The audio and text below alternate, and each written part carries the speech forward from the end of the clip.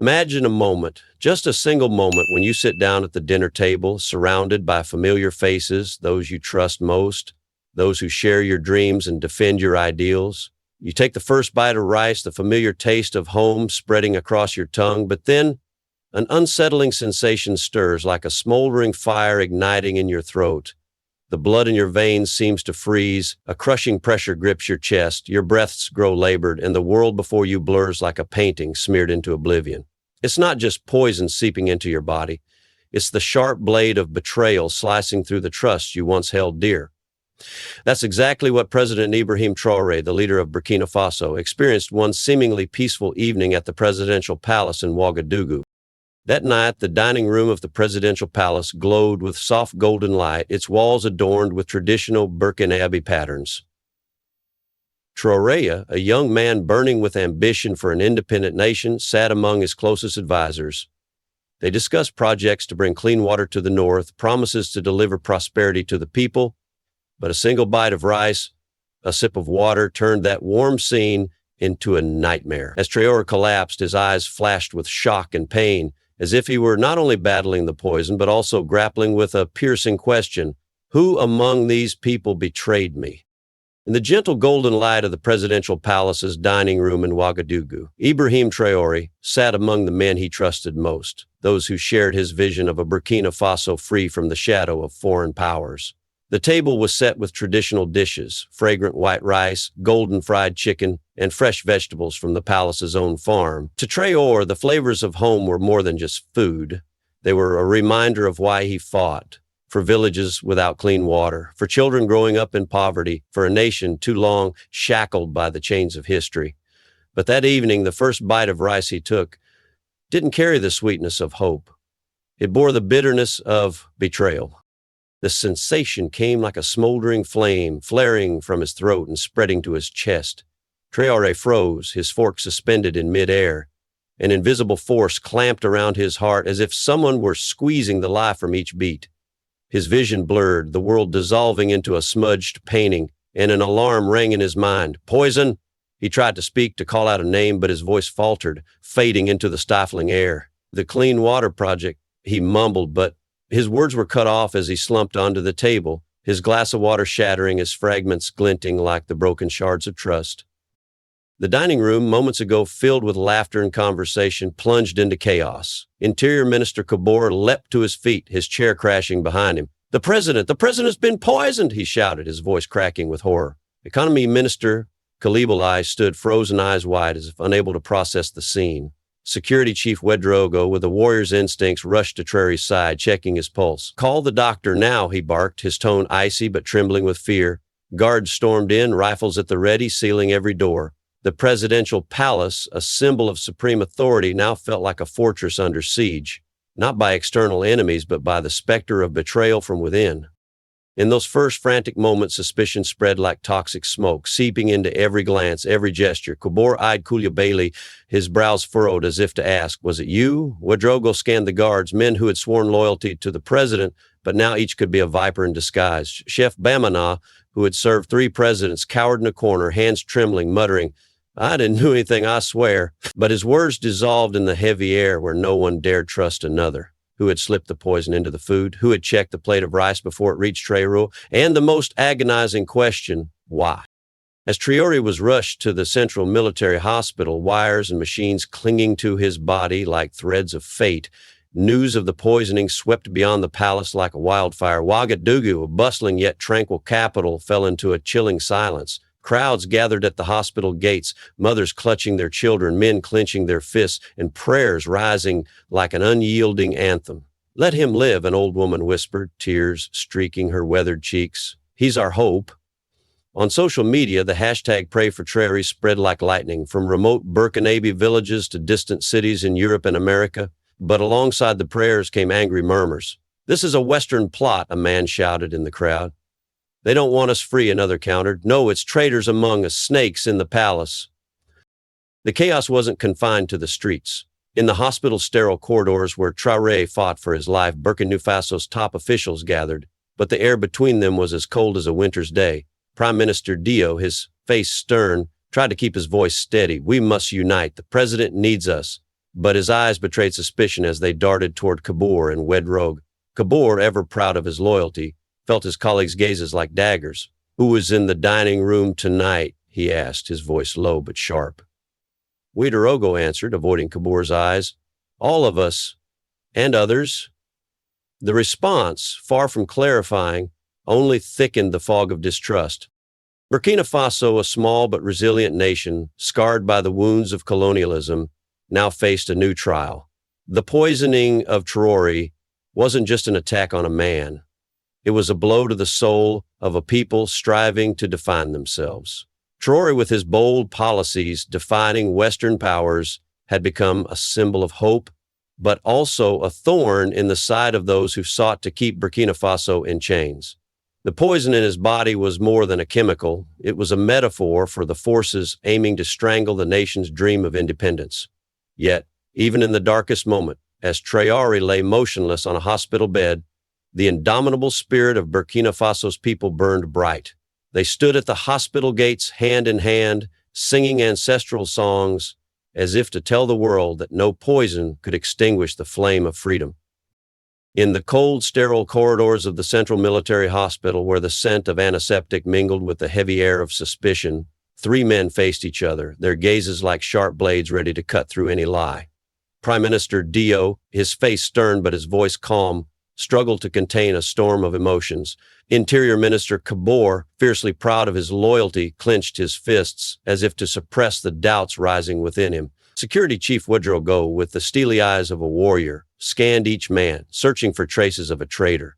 Ibrahim Traoré, Burkina Faso's young president, was fighting for his life after a ruthless poisoning, and the nation held its breath. But in the darkness of this chaos, an unexpected decision was made. A paradoxical, risky choice, yet perhaps the only hope to uncover the truth: summon Maurice Sankara.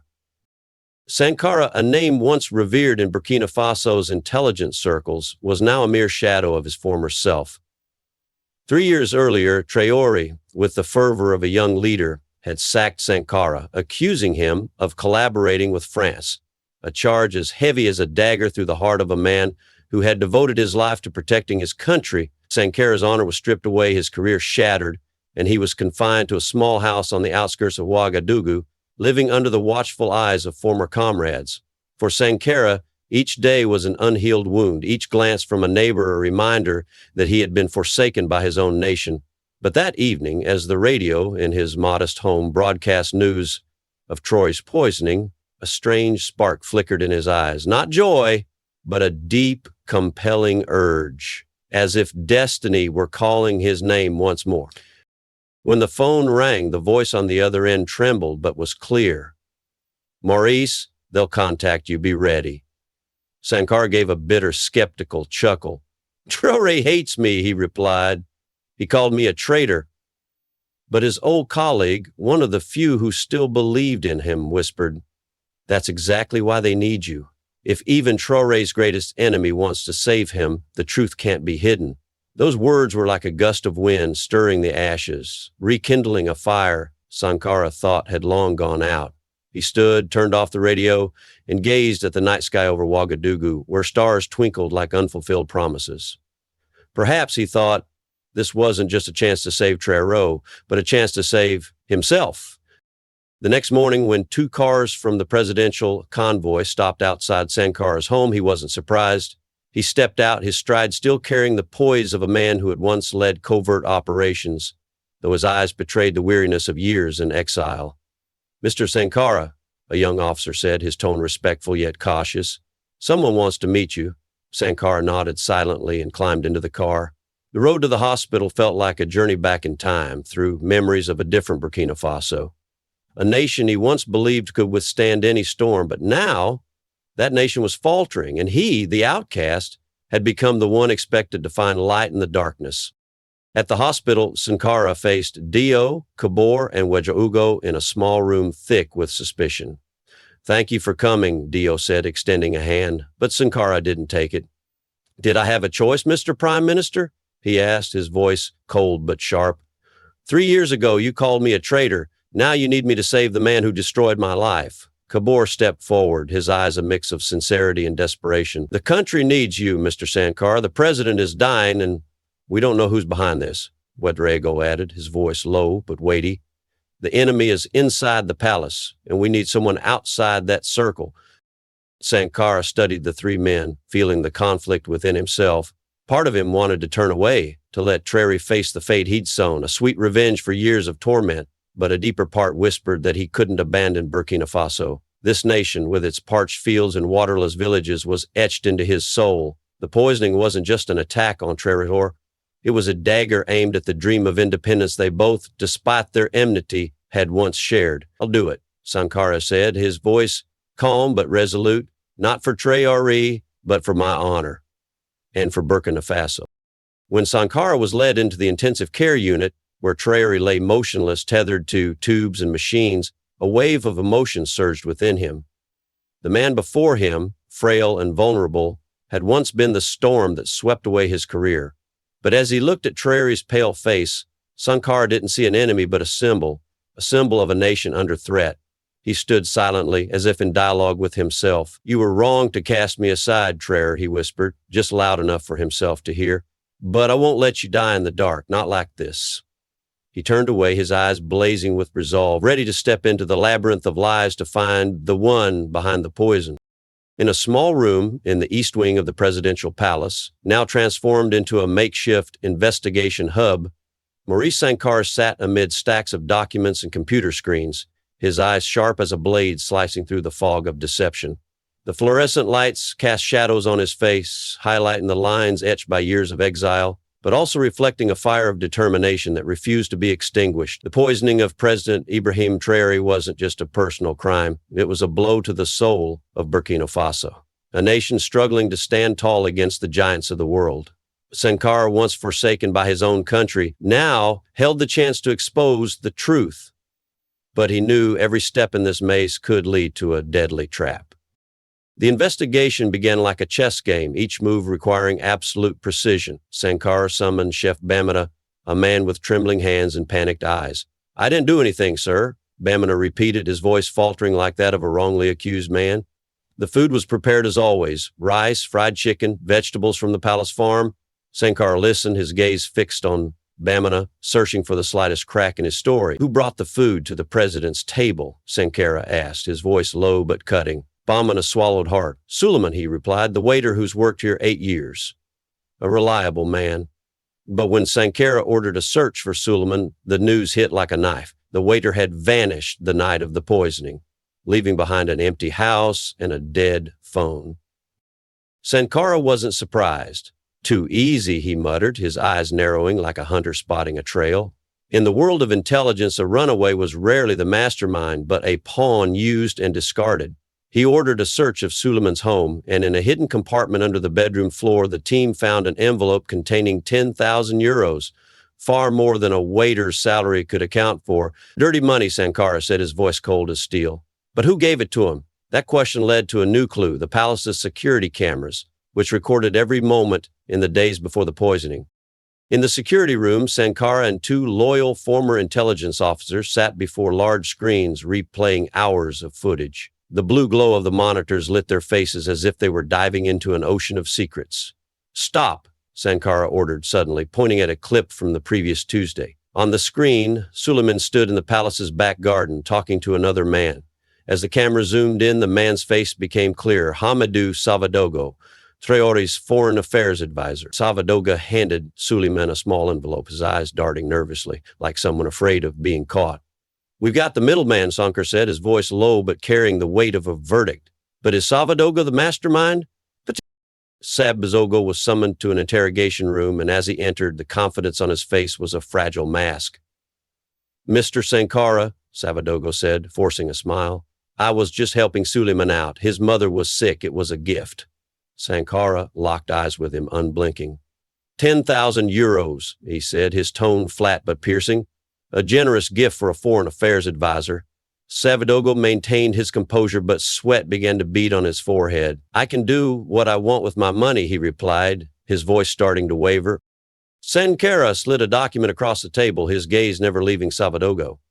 2 weeks ago, you withdrew 50,000 euros from an offshore account. 3 hours ago, we found you'd booked a hotel in Paris. Planning to flee, were you? Savadogo shot to his feet, his face pale. I didn't do anything, he shouted, but his confidence was crumbling. Sankara leaned forward, his voice low but commanding. Mr. Savadogo, if President Traoré dies, this is an assassination. The country will descend into chaos and you'll be the prime suspect. I'll ask you one last time, who's behind you? Silence enveloped the room, broken only by the ticking of a wall clock. Savadogo slumped, his shoulders trembling. Pierre Dumont, he whispered, as if the name were a curse. A French foreign ministry official. We met at a conference in Paris 2 months ago. He offered to work together. Sankara narrowed his eyes. Work together how? Savadogo swallowed hard, his voice fading, to influence Burkina Faso's pro-Western policies, to keep Traoré from getting too close to Russia and China, to gather intelligence. They paid me 5,000 euros a month. He paused as if reluctant to continue, but Sankara's stare forced him on. Then they asked for more, to poison Traoré, but not to kill him, just to make him sick for a few weeks so Prime Minister Dio could take over and sign the agreements. Sankara sat up, his eyes flashing with a mix of shock and fury. What agreements? He demanded, his voice like a blade slicing through the air. Savadogo bowed his head lower. Gold mining rights for French companies, extending their military base, new economic ties. Each word from Savadogo struck Sankara like a hammer to the heart. He had fought to shield Burkina Faso from these very forces, and now they were weaving a new net to choke the nation's dream of independence. Where's Suleiman? Sankara asked, his voice now tinged with pain. Savadogo shook his head, his eyes vacant. I don't know. I gave him the poison and he put it in the food. After that, he was paid and disappeared. Sankara stood and left the interrogation room, his mind reeling. This wasn't just a poisoning. It was a calculated assault on Burkina Faso's sovereignty. Pierre Dumont, with Savadogo's help, had turned the presidential palace into a chessboard where Traoré was a piece to be removed. But Sankara knew Suleiman, the poor waiter, likely hadn't fled. They killed him, he muttered, his voice heavy, to erase their tracks. The truth he'd uncovered, like a double-edged sword, exposed the enemy, but reminded him that this battle was far from over. Outside in Ouagadougou, people still gathered at the hospital, holding hands, singing traditional songs, as if music could dispel the darkness. The hashtag Pray for Traoré continued to spread, carrying the hope and anger of a nation. But in the shadows of the presidential palace, Sankara knew the truth he'd found was only the first step. To save Traoré, to save Burkina Faso, he had to go further, deeper into the labyrinth of power and betrayal. In the darkness of the presidential palace, where the walls seemed to whisper unexposed secrets, Maurice Sankara stood before Prime Minister Dio, Interior Minister Kabor, and Security Chief Ouedraogo, his voice low but sharp as a blade. His investigation had unveiled a deep conspiracy. Pierre Dumont, a French foreign ministry official through Hamido Savadogo, had poisoned President Ibrahim Traoré, not to kill him but to weaken him, paving the way for agreements granting French companies gold mining rights and extending France's military base. But Sankara wasn't content with arresting Savadogo. He proposed a bold, perilous plan that made the three men catch their breath. Pretend Traoré had died, luring Dumont out of the shadows to reveal himself. We'll spread word that the president didn't make it, Sankara said, his eyes burning with cold determination. Dumont will think his plan succeeded. He'll come to sign the agreements with Prime Minister Dio, and we'll catch him then. Dio frowned, his hands clenching. This is a dangerous gamble, he said. If the news spreads, the country will erupt in chaos. Kabor nodded, his voice laced with worry. The people won't handle this shock. But Sankara stood firm. Chaos is the price we pay for truth, he replied, and truth will be our strongest weapon to protect Burkina Faso. Ouedraogo, after a long silence, nodded. Do it, he said, but we have to move fast. The plan was executed with the precision of a military operation. Burkina Faso's health ministry, under secret orders, issued the first announcement. President Traoré's condition had worsened. He was critical. The news hit like a stone dropped into a still lake, sending ripples across Ouagadougou. Crowds at the hospital grew, prayers mingling with sobs, and pray for Traoré became a desperate cry on social media. 2 days later, a second announcement struck like a hammer to the nation's heart. Traoré had been placed on a ventilator with hope fading. From his cell, Savadogo, under Sankara's tight supervision, sent a controlled message to Dumont. It's worse than expected. Traoré may not survive. Prime Minister Dio has taken over. He's ready to sign the agreements.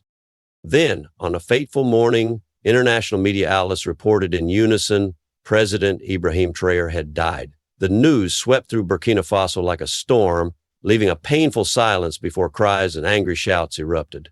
In Ouagadougou, thousands poured into the streets, embracing, praying, and raising banners with Traoré's face. "They killed him," a young man screamed, tears streaming down his cheeks. "The West doesn't want us free." Traditional songs rang out, a defiant challenge to the darkness, but the agony of loss plunged the nation into an unofficial mourning. Meanwhile, at the Central Military Hospital, Traoré, though still weak, was recovering. Doctors reported the poison was being flushed from his system, and he could speak, if only for brief moments. Sankara visited Traoré on the third day after he awoke from a long sleep. "How's it feel, Mr. President?" Sankara asked, sitting by the bedside. Traoré, his face pale but his eyes still fierce, gave a weak smile. "Like a truck hit me," he replied. "But I'm alive. Who did this?" Sankara recounted everything: Suleiman, Savadogo, Dumont, and the French plot. Traoré listened, his hands gripping the blanket as if holding back rage. "So they still want to control us," he said, his voice low but powerful. "Our independence scares them." Sankara nodded, then outlined the trap. "It's risky," he said, "but if it works, we'll expose the enemy to the world." Traoré met Sankara's gaze, no trace of their old enmity. "Do it," he said. "We need to know who wants to rule us." The plan entered its final phase. A special forces team under Sankara's direct command was placed on high alert, but every move was kept top secret. 2 days after the fake news of Traoré's death, a diplomat from the French embassy in Ouagadougou appeared, claiming to be Dumont's aide, but Sankara knew better. It was Dumont himself, here to seal his scheme. A special meeting room was prepared in the Prime Minister's building, with Dio, Sankara, and 2 security officers waiting. When Duma entered, his face wore a mask of feigned sorrow like an actor on a stage. "Mr. Prime Minister," Duma said, his voice smooth as silk, "I offer the Republic of France's deepest condolences on President Traoré's passing. We stand with Burkina Faso in this difficult time." Dio nodded, but his eyes were ice. "Thank you, Mr. Dumont. Please sit. We have much to discuss." Dumont glanced at Sankara, a flicker of suspicion in his eyes. "This meeting should be private, no?" he asked. Dio gave a faint smile. "Mr. Sankara is my security advisor, and today we'll talk about security." Dumont tried to stay calm, but his hand tightened on the chair. "It's kind of you to fly from Paris," Dio continued, his tone even but sharp, "especially since you're not an official diplomat." Dumont paled, but he pushed back. "I'm a senior embassy official," he said, his voice starting to shake. Sankara opened a file, his gaze piercing Dumont's soul. "No, you're not," he said. "You're a French intelligence officer conducting espionage in our country. Last night you spoke with Hamadou Savadogo for 20 minutes. We recorded it." Sankara pressed a button and Dumont's voice filled the room. "Traoré's really dead? This is great news. I'll come right away to sign the agreements." Dumont shot to his feet, his face white as paper. "That's fabricated," he shouted, but his voice had lost its strength. The side door of the meeting room swung open, and Ibrahim Traoré walked in. His steps were unsteady, his face still pale, but his eyes burned with an unbreakable strength. Dumont stumbled back, his eyes wide as if seeing a ghost. "Impossible," he muttered. Traoré stopped, locking eyes with Dumont, his voice calm but razor-sharp. "I'm stronger than you thought, Mr. Dumont, and so is Burkina Faso." Dumont was handcuffed on the spot, and before the lenses of international media, his plot was laid bare. The French ambassador was summoned urgently, and the French government scrambled to claim Dumont acted alone, but no one bought their excuse. Traoré, fully recovered, addressed the public, his voice echoing through Ouagadougou's streets. "This poisoning wasn't just an attack on me," he said, "but on Burkina Faso's independence and sovereignty. Yet we've proven that, together, no force can defeat us." In a stunning move, he appointed Sankara as national security advisor, turning a former foe into his closest ally. 6 months later, Burkina Faso stood stronger than ever. With the French military base expelled and mining rights restructured, the nation, like a phoenix, had risen from the ashes, fiercer and more resilient. When the sun set over Ouagadougou, casting a golden glow over its dusty streets, Ibrahim Traoré and Maurice Sankara stood together on the palace balcony, gazing at a Burkina Faso that had emerged from the darkness of conspiracy and betrayal. Just months ago, they were bitter enemies. Traoré, the young president with a fiery vision for a free nation, had sacked Sankara, once a symbol of loyalty, accusing him of collaborating with France. But now, after the storm of the poisoning, after days of suspicion and confronting the blade of truth, they were not just allies, but symbols of a nation that had found strength in its deepest wounds. Their story, like an epic written in blood and resolve, wasn't just about solving a crime. It was about how a people rose from ashes to reclaim their soul. The poisoning of Traoré, with its terrifying moments in the palace dining room, had shaken Burkina Faso to its core. The poison didn't just invade the president's body. It sowed suspicion into the hearts of those who once trusted each other. But in that darkness, Sankara, the outcast, stepped forward, not for revenge, but to defend his honor and his country. His investigation, like a torch illuminating a maze of lies, exposed the plot of Pierre Dumont and Hamadou Savadogo, a scheme not just to weaken Traoré, but to strangle Burkina Faso's dream of independence. The trap with the fake news of Traoré's death brought Dumont into the open, and the moment Traoré walked into that meeting room, alive and unyielding, was a declaration that no force could subdue a united nation. But the victory wasn't just in capturing Dumont or exposing France's plot. It lay in forgiveness, an act that seemed impossible in a world of mistrust. When Traoré appointed Sankara as National Security Advisor, he didn't just give him a position of power, he gave him trust, more valuable than any title. Why? Sankara asked, his voice still tinged with doubt as they stood alone in the meeting room after the press conference. Why trust me? I could have betrayed you. Traoré smiled, a smile of both exhaustion and resolve. Because you didn't, he replied. I know your hatred for me was never greater than your love for Burkina Faso. Those words, like a breeze across the nation's arid fields, carried hope for healing. 6 months later, Burkina Faso stood taller than ever. The French military base, a symbol of enduring oppression, was gone. Mining rights, once controlled by foreign companies, were restructured to benefit the people. Villages in the north, where Traoré had promised clean water, now echoed with children's laughter around new wells. But above all, the nation had found something even more precious: faith in itself. The people of Ouagadougou, who had gathered at the hospital with prayers and traditional songs, now walked with pride, knowing they had overcome a trial few nations would dare face. The truth, as Traoré and Sankara learned, is a double-edged sword. It's sharp, painful, and sometimes draws blood, but it's also the only medicine that can heal a nation's wounds. The poisoning didn't just expose external enemies, it forced Burkina Faso to confront itself, its divisions, its suspicions, its past mistakes. Traoré, addressing the public, spoke words that seemed carved in stone.